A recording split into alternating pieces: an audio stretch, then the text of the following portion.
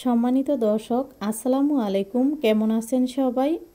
আজ আমি আপনাদের সঙ্গে শেয়ার করব ডিজাইনার গলা তৈরি করা। আশা করি পুরো ভিডিওটা দেখলে আপনারা বুঝতে পারবেন। এখানে আমি একটি ফিউজিম নিয়ে দুই ভাঁজে ভাঁজ করে নিয়েছি।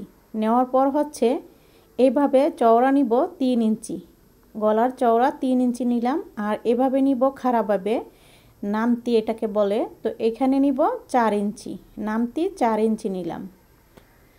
আবারও 3 ইঞ্চি চওড়া নিয়ে এখন আমি গোল গলা শেপে গোল করে দাগটি দিয়ে দিব।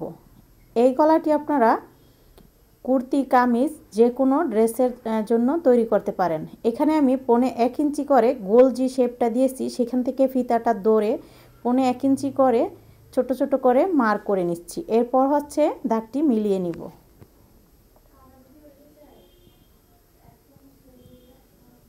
এখন আমি দাগটিকে মিলিয়ে নিচ্ছি। উপর থেকে 7.5 ইঞ্চি নিচে একটি মার্ক করে নিলাম। এইভাবে 1.5 ইঞ্চি বা 1 ইঞ্চি আপনারা নিতে পারেন। আমি 1.5 ইঞ্চি নিলাম, এটা বড়দের জন্য তৈরি করতেছি। তো 1.5 ইঞ্চি নেওয়ার পর হচ্ছে আমি এইভাবে এই যে দাগটিকে মিলিয়ে নিলাম।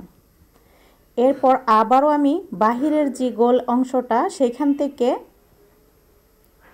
1.5 ইঞ্চি করে একটি ছোট ছোট করে মার্জিন করে দাগটি মিলিয়ে নিব। এই যে, তো এইভাবে এখানে কিন্তু দুটি গলার জন্য, মানে একটি গলা, তবে এটা ডিজাইন হবে, দেখতে থাকুন তাহলেই বুঝবেন। আমি প্রথমে বাহিরের অংশ কেটে নিয়েছি। এরপর হচ্ছে ভিতরের যে গোল শেপটা দিয়েছি শুরু থেকে সেটা কেটে নিয়ে গোল গলার যে রাউন্ডটা সেটা কেটে নিব। এই তো আমার গোল গলা কাটিং করা হয়ে গেল। এই যেরকমভাবে এখন হচ্ছে এই যে এখানে যে আমি কোনা করে মার্ক করে নিয়েছিলাম সেখানে কেটে নিব। এই তো দেখুন একদমই সহজে কিন্তু হয়ে গেল গলাটি কাটিং করা। আর এটা এরকম হবে ডিজাইনটা। তো আমি এটাকে কাপড়ের সাথে আয়রন করে লাগিয়ে নিয়েছি। এই তো এরপর হচ্ছে বাহিরের অংশে আমি একটি সেলাই দিয়ে দিব।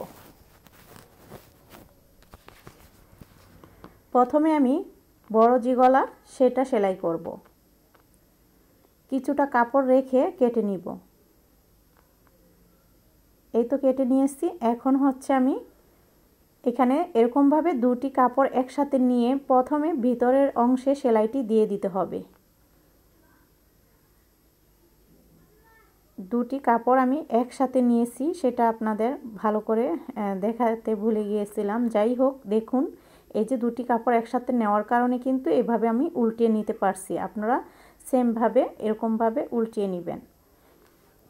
এখন হচ্ছে এখানে আমি পিন আপ করে কামিজ বা যেটার সাথে গলাটি লাগাবেন সেখানে এইভাবে বসিয়ে নেবেন। বসিয়ে হচ্ছে পিন আপ করে আমি সেলাইটি একদম কর্নার দিয়ে দিচ্ছি। ঠিক আছে, এখন আমি কেটে নিব। কিছুটা কাপড় রেখে আমি কেটে নিব। এরপর আমি গলাটিকে উল্টিয়ে নিচ্ছি। এই তো নখ দিয়ে একটু ঘষে নেবেন বা আয়রন করে নিতে পারেন। তারপর হচ্ছে এই যে এই গলাটিকে আমি এখানে মার্ক করে নিব। সমান মাঝখানে গোল গলাটিকে মার্ক করে নেওয়ার পর 1.5 ইঞ্চি করে এই মাঝখান থেকে মেপে নিয়ে চিহ্ন দিয়ে দিলাম। তারপর হচ্ছে কেচি দিয়ে কেটে নিব।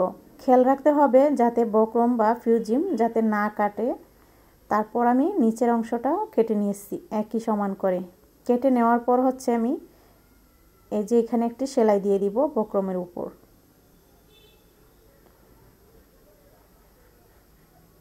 আবারও আমি সেমভাবে কাপড়টিকে ভিতরের অংশে দিয়ে সেলাই দিয়ে দিচ্ছি।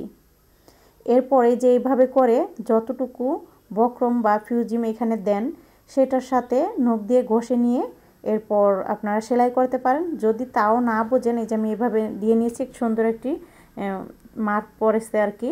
তারপর আপনাদের বোঝানোর জন্য আমি এখানে চক দিয়ে এঁকে নিয়েছি। তারপর হচ্ছে এইভাবে রাখবো। এভাবে রেখে হচ্ছে সেলাইটি দিব। এই মার্ক অনুযায়ী বসাবো আর এর উপর দিয়ে সেলাইটি দিতে হবে। ঠিক আছে,